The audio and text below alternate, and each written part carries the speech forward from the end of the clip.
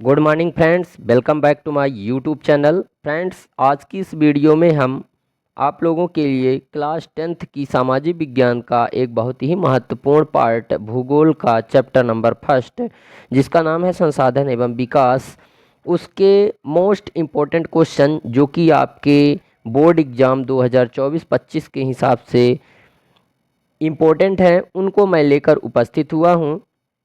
Friends, इससे पहले वाली वीडियो में मैंने जो ये संसाधन एवं विकास नामक जो चैप्टर है, भूगोल का पहला चैप्टर है, इसके जितने भी मोस्ट आईएमपी वस्तुनिष्ठ प्रश्न जो थे दोस्तों, उनको मैंने उसमें बता रखा है। अगर आप लोगों ने उस वीडियो को नहीं देखा है तो प्लीज़ उस वीडियो की लिंक हम इस वीडियो के डिस्क्रिप्शन पर दे दूंगा, जहां से जाकर आप उस वीडियो को वॉच कर सकते हैं, जहां पे आप पाएंगे संसाधन एवं विकास के मोस्ट इम्पोर्टेंट बहुविकल्पीय प्रश्न पाएंगे। उसके अलावा आप रिक्त स्थानों की पूर्ति भी पाएंगे। उसके अलावा आप एक शब्द या वाक्य में उत्तर पाएंगे एवं सही जोड़ी भी आपको वहाँ पे देखने को मिलेगी।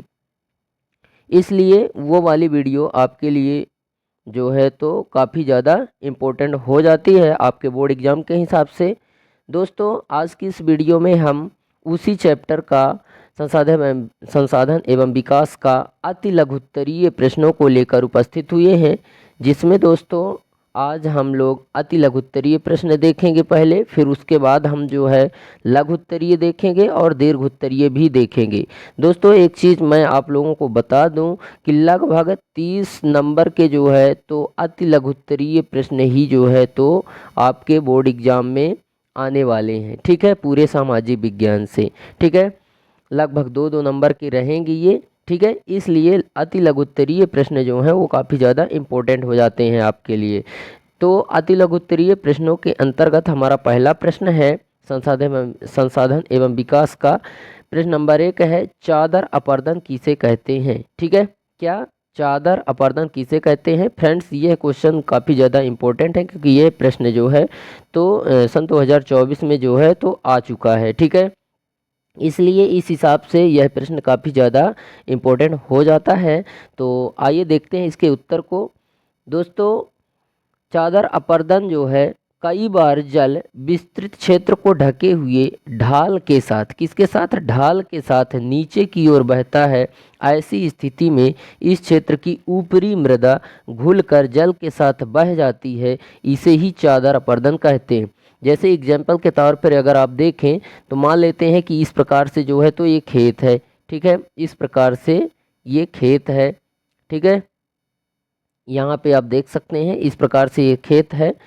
अब इसमें क्या है, जल विस्तृत क्षेत्र को ढके हुए, ये पूरे एरिया को जो है तो जल क्या है, ढक लिया है। ठीक है, और ढाल के साथ नीचे की ओर बहता है, मतलब इधर की ओर आ रहा है जल। किधर आ रहा है? नीचे की ओर जो है तो जल आ रहा है। ठीक है, इधर की ओर जल जो है आ रहा है, ये जल जो है इधर आ रहा है। ऐसी स्थिति में इस क्षेत्र की ऊपरी मृदा, मतलब यहाँ की जो मृदा है, ठीक है, क्या है, जो यहाँ की जो ये मृदा है, यहाँ की मृदा वो यहाँ से बह करके यहाँ आ रही है, यहाँ से बह करके वो यहाँ आ रही है।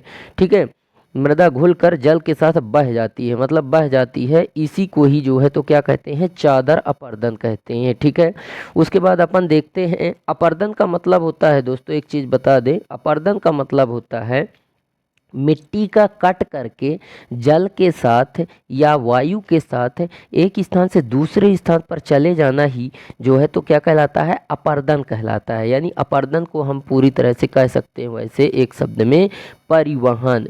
अब परिवहन का मतलब होता है आना जाना। ठीक है, क्या है?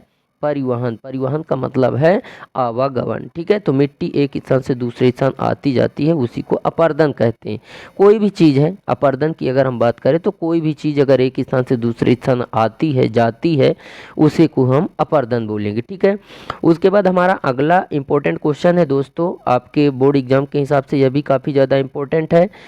प्रश्न है, जलोढ़ मिट्टी की 2 विशेषताएं लिखिए। दोस्तों, ये जो जलोढ़ मिट्टी की 2 विशेषताएं हैं, हैं ये क्वेश्चन सन 2023 में भी आ चुका है, इसलिए ये भी क्वेश्चन ज़्यादा इम्पोर्टेंट है। ठीक है, तो इसका उत्तर देख लेते हैं। पूर्वी तट के नदी डेल्टाओं पर जलोढ़ मृदा पाई जाती है। ठीक है, जलोढ़ मृदा कहाँ पाई जाती है? तो नदी डेल्टाओं पर।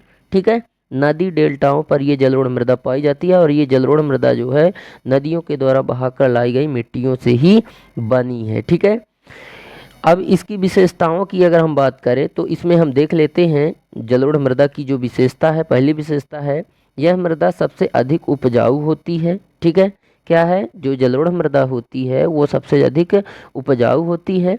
इस मृदा में विभिन्न मात्रा में रेत, गाद और मृत्तिका मिली होती है। ठीक है, इसके अलावा जो तीसरी विशेषता है, इस मृदा में पोटास, फास्फोरिक अम्ल, चूना पर्याप्त मात्रा में होता है। किसमें? जलोढ़ मृदा में। ठीक है, उसके बाद हमारा अगला क्वेश्चन है भूमि निम्नीकरण से क्या आशय है? फ्रेंड्स, ये क्वेश्चन भी आपके बोर्ड एग्जाम के हिसाब से काफ़ी ज़्यादा इंपॉर्टेंट हो जाएगा, क्योंकि ये क्वेश्चन जो है तो सन 2024 में आ चुका है। ठीक है, तो इसके उत्तर को देखते हैं। भूमि निम्नीकरण, भूमि निम्नीकरण में मानव और प्रकृति दोनों का हाथ होता है। भूमि का जो निम्नीकरण होता है उसमें मानव और प्रकृति दोनों का हाथ होता है। ठीक है, एक ही जगह पर एक वर्ष में एक से अधिक फसलों के उगने से, उन फसलों में अधिक उपज लेने के लिए रासायनिक उर्वरकों का प्रयोग करने से, कीटनाशक दवाओं का प्रयोग करने से या गहरी जुताई करने से, ठीक है, अधिक सिंचाई करने से मृदा क्या होती है कि उसका अपरदन हो जाता है, उसका कटाव हो जाता है, उसका क्षरण हो जाता है। तो भूमि की जो उपजाऊ शक्ति है वो धीरे धीरे क्या है? खत्म हो जाती है। उसी को जो है तो क्या कहते हैं? भूमि निम्नीकरण कहते हैं। ठीक है, यहाँ पे आप देख सकते हैं गहरी जुताई, भारी वर्षा होने के कारण मृदा का अपरदन होता है और भूमि की जो उपजाऊ शक्ति है वो भी खत्म हो जाती है। उसे ही हम भूमि निम्नीकरण कहते हैं। मतलब हम कुल मिलाकर कह सकते हैं कि भूमि की उपजाऊ शक्ति खत्म हो जाती है, वही भूमि निम्नीकरण कहलाता है। ठीक है, उसके बाद हमारा अगला क्वेश्चन है मृदा अपरदन से क्या तात्पर्य है? ये भी क्वेश्चन दोस्तों काफ़ी ज़्यादा इंपॉर्टेंट है। 2022-23 में ये क्वेश्चन भी आ चुका है, मृदा अपरदन।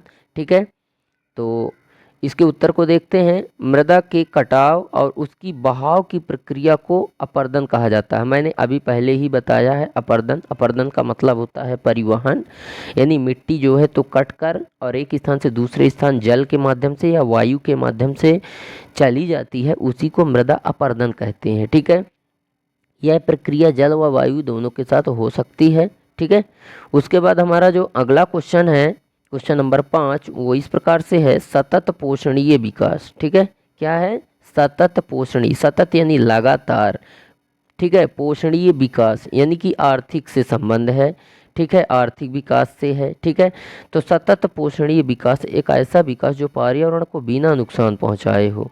मतलब पर्यावरण जैसे हमारे आसपास के पेड़ पौधे, पशु पक्षी, जीव जंतु, घर, ठीक है, मानव, ठीक है, और ये सब क्या है? सब पर्यावरण है। ठीक है, तो इनको नुकसान नहीं होना चाहिए। हमें जो भी कुछ विकास करना है, हमें नहर ले जाना है, हमें जो है तो सड़क ले जाना है, तो इन चीज़ों का नुकसान नहीं हो, इस तरीके से हम उनको लेके जाएं। सड़क को इस तरीके से लेके जाएं, नहर को इस तरीके से लेके जाएं कि पेड़ों को ना काटना पड़े।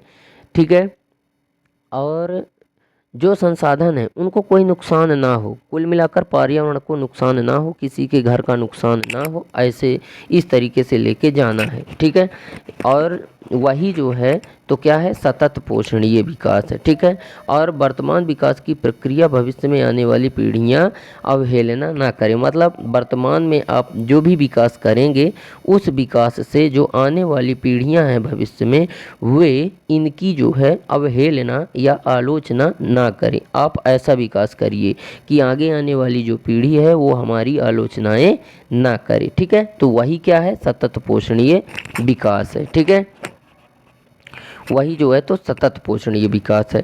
हमारा अगला क्वेश्चन है, इंपॉर्टेंट क्वेश्चन है, बांगर क्या है? ये भी क्वेश्चन सन 2022 में आया है। फ्रेंड्स, एक चीज़ बता दें आपको, ये सारे जो क्वेश्चन हैं सब डेट वाइज मिलेंगे। जो भी क्वेश्चन आ चुके हैं सन 2020, 22, 21, 23, 24, ठीक है, वो सारे जो क्वेश्चन आ चुके हैं उन्हीं क्वेश्चनों को मैं यहाँ पे डिटेल में बताने की कोशिश कर रहा हूँ। तो फ्रेंड्स, जो ये बांगर है इसको देख लेते हैं। पुरानी जलोढ़ मिट्टी को क्या कहते हैं? बांगर कहते हैं। बांगर का मतलब होता है बंजर ज़मीन, ठीक है। बंजर ज़मीन, बंजर क्यों? क्योंकि यहाँ पे जो है तो बारिश का पानी, यहाँ पे वर्षा नहीं होती है और ना ही नदियों के द्वारा बाढ़ का जल यहाँ तक पहुँच पाता है, ठीक है। इसलिए यहाँ की जो मिट्टी है वो बंजर रह जाती है। यहाँ पर इस मिट्टी में केवल मोटी फसलें, आप मक्का, ज्वार, बाजरा ही उगा सकते हैं, ठीक है। इसके अलावा आप कुछ नहीं उगा सकते क्योंकि वहाँ पे पानी की बहुत ही कमी रहती है, ठीक है। और कंकड़ पत्थर सबसे ज़्यादा होते। यह नदियों द्वारा निर्मित प्राचीन मृदा है, मतलब नदियों के द्वारा जो लाई गई मृदा वो प्राचीन मृदा इसलिए क्योंकि क्या होता है कि खादर में क्या होता है कि हर वर्ष नदियाँ मिट्टी की परत चढ़ाती हैं, लेकिन बांगर में हर वर्ष नहीं चढ़ा पाती हैं। जब बाढ़ की स्थिति बनती है तभी यहाँ जो है तो बाढ़ का जल पहुँच पाता है, अन्यथा नहीं पहुँच पाता। कभी कभी बाढ़ का भी नहीं पहुँच पाता है। यह मृदा ऊंचे भागों में पाई जाती है जहाँ नदियों की बाढ़ का जल नहीं पहुँच पाता, ठीक है। यहाँ की चिकनी मिट्टी, ठीक है, कैसी मिट्टी? चिकनी मिट्टी होती है और कम उपजाऊ होती है। वहाँ पर कंकड़ पत्थर पाए जाते हैं और इसे ही जो है तो बांगर मृदा कहते हैं, ठीक है। तो इस प्रकार से दोस्तों हमारे जो संसाधन एवं विकास जो चैप्टर है उसके जो IMP लघुत्तरीय, अति लघुत्तरीय प्रश्न थे दोस्तों, उनको मैंने यहाँ पे आप लोगों को बता दिया है। उसके बाद आप देखते हैं लघुत्तरीय प्रश्न, ठीक है। संसाधन एवं विकास का जो लघुत्तरीय प्रश्न है उनको भी हम यहाँ पे देख लेते हैं। जो कुछ इम्पोर्टेंट प्रश्न हैं, जैसे पहला प्रश्न है संसाधन से क्या आशय है, इनका हमारे जीवन में क्या महत्व है।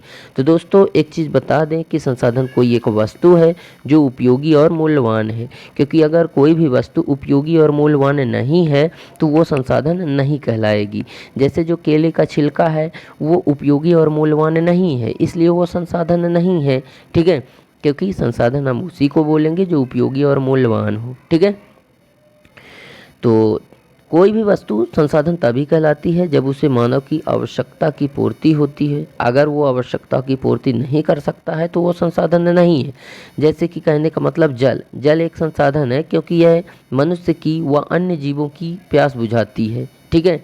जो जल है प्यास बुझाता है, उनकी जो ज़रूरत है ज़रूरतों को पूरा करता है, खेतों में फसलों की सिंचाई भी करता है और स्वच्छता सफाई भी जो है तो प्रदान करता है। भोजन पकाने आदि कार्यों में हमारे लिए जो है तो जल उपयोगी होता है, आवश्यक होता है। इसी प्रकार से सभी पदार्थ जो मानव की आवश्यकताओं की पूर्ति करते हैं वो संसाधन कहलाते हैं, ठीक है।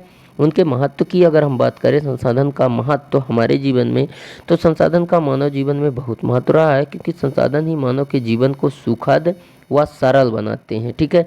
अगर संसाधन ना होते तो मानव का जीवन सुखद व सरल नहीं होता, ठीक है। जैसे जो ये मनरेगा जो रोज़गार गारंटी योजना है, उस टाइम पे आप देख रहे होंगे कि सभी लोग कुएं का निर्माण कर रहे थे, वहाँ पे काम कर रहे थे, जाकर के तालाबों में काम कर रहे थे। पूरा दिन जो है तो तालाब के धरातल से मिट्टी निकाल कर और मेड़ में ले जाकर जो है तो उसको डालते थे, पूरा दिन काम करते थे। आज वही काम JCB कर देती है। JCB क्या है? एक संसाधन है, ठीक है, जो कि मानव के जीवन को सुखी बना दिया है, ठीक है। अब मानव को जो है तो उस तरीके से पूरा दिन खेतों में और कहीं भी काम करने की ज़रूरत नहीं रहती है, ठीक है। क्योंकि सभी मतलब जो मेहनत वाले काम हैं उन कामों को करने के लिए संसाधन उपलब्ध हैं मानव के पास, ठीक है। उसके बाद प्राचीन काल में मानव पूरी तरह से प्रकृति पर निर्भर था। उस समय जब संसाधन थे, लेकिन मानव के पास इतना दिमाग नहीं था कि उन संसाधनों का वो उपयोग कर सके, ठीक है। तो प्राचीन काल में मानव प्रकृति पर निर्भर था, लेकिन धीरे धीरे मानव ने अपनी बुद्धि और कौशल से प्रकृति के तत्वों, कौशल यानी योग्यता, अपनी बुद्धि और योग्यता से प्राकृतिक तत्वों का अपनी आवश्यकताओं अनुसार प्रयोग करना सीख लिया। मतलब प्राकृतिक जो चीज़ें हैं उन चीज़ों को जो है तो किस प्रकार से उपयोगी और मूल्यवान बनाया है, ठीक है, वो सीख लिया है। आज विश्व के राष्ट्र अधिक उन्नत और संपन्न माने जाते हैं, ठीक है। वे राष्ट्र उन्नत और संपन्न माने जाते हैं जिनके पास अधिक संसाधन हैं, ठीक है। और जिनके पास संसाधन नहीं है, आज वे देश, आज भी जो है तो वे राष्ट्र क्या हैं? गरीब हैं, ठीक है। आज संसाधन हमारी प्रगति का सूचक बन गए हैं, इसलिए संसाधन का हमारे जीवन में बड़ा महत्व रहा है। ठीक है फ्रेंड्स, उसके बाद हमारा जो दूसरा लघु उत्तरीय प्रश्न है संसाधन एवं विकास से, जो कि इम्पोर्टेंट क्वेश्चन है, बांगर एवं खादर मृदाओं के बीच में अंतर बताना है कि बांगर मृदा क्या है और खादर मृदा क्या है। बांगर यानी बंजर, मैंने अभी बता के आया है। ठीक है, बंजर, इसमें बंजर ज़मीन होती है, फसलें उगाना बहुत मुश्किल होता है, जबकि खादर जो है तो उपजाऊ ज़मीन होती है। क्या होती है? उपजाऊ होती है। इसमें जो है तो आप फसलें उगा सकते हैं, सभी प्रकार की फसलें उगा सकते हैं आप। ठीक है, तो इन दोनों में ही अंतर देख लेते हैं। पहला नंबर है पुराने जलोढ़ अवसाद, अवसाद यानी कचड़ा, कूड़ा करकट के निक्षेप, निक्षेप का मतलब है जमाव से निर्मित उच्च भू आकार को बांगर कहते हैं। जबकि खादर की अगर हम बात करें तो बाढ़ की नवीन जलोढ़ मिट्टी से निचले भाग को खादर कहते हैं। ठीक है, ये नवीन जलोढ़ मिट्टी से बनी होती है खादर, क्योंकि हर वर्ष नदियाँ मिट्टी की परतें जो है तो चढ़ा देती हैं जिस जगह पे, उसे खादर कहते हैं। और जहाँ पे नहीं चढ़ा पाती हैं मिट्टी की परतें, उसे बांगर कहते हैं, क्योंकि मिट्टी को चढ़ाने का जो कार्य है वो नदियाँ ही करती हैं। क्योंकि नदियाँ जब चलती हैं तो अपने साथ जो है तो मिट्टी का कटाव करती हैं। ठीक है, कंकड़ पत्थर वगैरह सब कुछ बहा के लाती हैं और उसको जमा करती हैं। तो जिस जगह पे जमा करेंगी वो खादर वाली जगह होगी, और जहाँ पे नहीं जमा कर पाती हैं वो बांगर वाली होगी। ठीक है, दूसरा है ऊंचाई के कारण बाढ़ का जल यहाँ तक नहीं पहुँच पाता है। मतलब बांगर की बात हो रही है कि बांगर प्रदेश में ऊंचाई है जिसके कारण बाढ़ का जल नहीं पहुँच पाता है, कभी कभी पहुँच जाता है। ठीक है, तो थोड़ा बहुत मृदा वहाँ पे चली जाती है, इसीलिए जो है तो बांगर प्रदेश में केवल मोटी फसलें आप उगा सकते हैं, ज्वार बाजरा मक्का वगैरह। ठीक है, लेकिन अगर हम बात करें खादर में तो यह संपूर्ण भाग जो है तो बाढ़ का मैदान है। ठीक है, बाढ़ आती रहती है इसमें। तीसरा है बांगर के क्षेत्र में चूना युक्त कंकड़ों की बहुलता है, जिसमें आर्द्रता कम होती है। आर्द्रता यानी नमी, नमी भी कम होती है, इसलिए वहाँ की जो मिट्टी है वो कम उपजाऊ होती है। जबकि खादर की अगर हम बात करें तो ये ज़्यादा उपजाऊ होती है, और यहाँ पे जो है तो जलोढ़ मिट्टी भी पाई जाती है। जबकि हमारा जो चौथा अंतर है वो है इसका विस्तार पंजाब उत्तर प्रदेश में अधिक पाया जाता है। मतलब जो बांगर मिट्टी वो सबसे ज़्यादा पंजाब व उत्तर प्रदेश में पाई जाती है। जबकि खादर की अगर हम बात करें, यह मिट्टी पूर्वी उत्तर प्रदेश, बिहार, झारखंड व पश्चिम बंगाल में सबसे ज़्यादा पाई जाती है। दोस्तों उसके बाद जो संसाधन एवं विकास जो चैप्टर था उसका जो दीर्घ उत्तरीय प्रश्न हैं उनको भी मैंने लेकर उपस्थित हुआ हूं, जो कि जो है तो आपके बोर्ड एग्जाम के हिसाब से काफ़ी ज़्यादा इम्पोर्टेंट हो सकता है।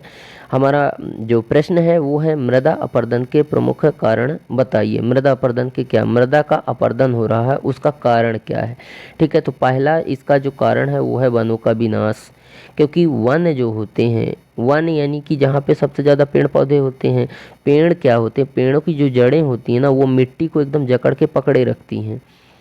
ठीक है, जिसके कारण मृदा का अपरदन नहीं हो पाता है। बट अगर वनों का हम विनाश कर देंगे तो जो पेड़ों की जो जड़ें हैं जो मिट्टी को पकड़ के रखी हैं, तो जब पेड़ कट जाएगा तो जड़ें भी सूख जाएंगी, और जैसे ही सूखेंगी ना तो मिट्टी को भी वो छोड़ देंगी, मिट्टी वहाँ की ढीली हो जाएगी, और ढीली होने के कारण बारिश के टाइम पे वहाँ का कटाव होना शुरू हो जाता है। ठीक है, तो कृषि के भूमि का विस्तार करने के लिए व जलाने व इमारती लकड़ी की बढ़ती मांग को पूरा करने के लिए पिछले कई वर्षों में वनों का बहुत ज़्यादा विनाश हुआ है, जिसके कारण मृदा का अपरदन हो रहा है। ठीक है, दूसरा मृदा अपरदन का कारण है अत्यधिक पशुचारण।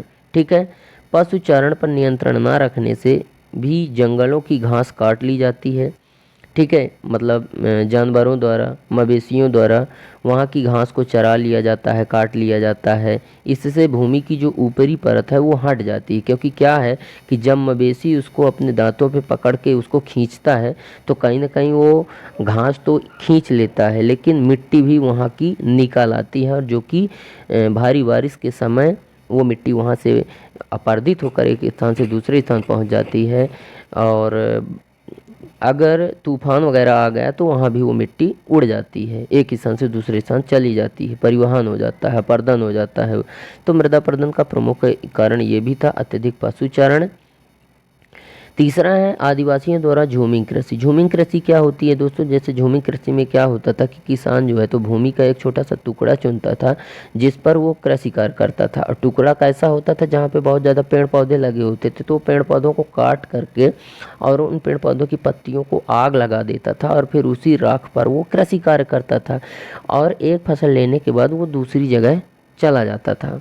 वो वाली जो जगह है जिसमें उसने कृषि कार्य किया उसको छोड़ देता था और दूसरी जगह फिर से चुनता था, फिर से वही प्रक्रिया करता, फिर तीसरी जगह, मतलब वो इस तरह से अपना कृषि कार्य करते रहते थे, जिसके कारण जो है तो कहीं ना कहीं भूमि का अपरदन हुआ है, मृदा का अपरदन हुआ है। ठीक है। हमारे देश में अनेक स्थानों पर आदिवासियों जंगलों को साफ करके खेती करते थे। ठीक है। उस भूमि को छोड़कर दूसरे स्थान पर चले जाते, जिससे पहले वाली भूमि पर कटाव की समस्या उत्पन्न हो जाती थी, और वो छोड़कर इसलिए जाते थे क्योंकि उनका मानना था कि अगर इसको छोड़ देंगे तो इसकी जो उपजाऊ शक्ति है ना वो वापस आ सकती है। ठीक है। उसके बाद अगला जो मृदा अपरदन का कारण है वो है पवन अपरदन। ठीक है। इस तरह का कटाव वनस्पति आवरण हटने से होता है। भूगर्भ में यानी भूमि के नीचे पानी की सतह से अत्यधिक नीचे चले जाने से भी वायु अपरदन होता है। ठीक है। अगला जो कारण है मृदा अपरदन का वो है भारी वर्षा। मिट्टी का कटाव भारी वर्षा होने से होता है। ठीक है। भारी वर्षा ये है। ठीक है। मिट्टी का कटाव भारी वर्षा होने से होता है क्योंकि मिट्टी कट करके बह जाती है, और वास्तव में पानी से होने वाला कटाव तीन तरह से होता है। पहली परत का कटाव, फिर नाली का कटाव, और अंत में बाढ़ का कटाव। ठीक है। तो इस प्रकार से दोस्तों जो इम्पोर्टेंट क्वेश्चन थे उन चीज़ों को मैंने यहाँ पे आपके साथ डिस्कस किया है। उम्मीद करते हैं कि आपको हमारा यह वीडियो पसंद आया होगा। वीडियो अगर पसंद आया है तो वीडियो को लाइक करें, दोस्तों में शेयर करें, और अगर आप हमारे चैनल पर नए हैं तो चैनल को सब्सक्राइब करें एंड बेल आइकन भी प्रेस करें ताकि हमारी नई नई वीडियो की नोटिफिकेशन आप तक सबसे पहले मिलती। तो दोस्तों आज के लिए बस इतना ही। मिलते हैं आप सभी लोगों से नेक्स्ट वीडियो में नेक्स्ट टॉपिक के साथ। तब तक के लिए जय हिंद, वंदे मातरम।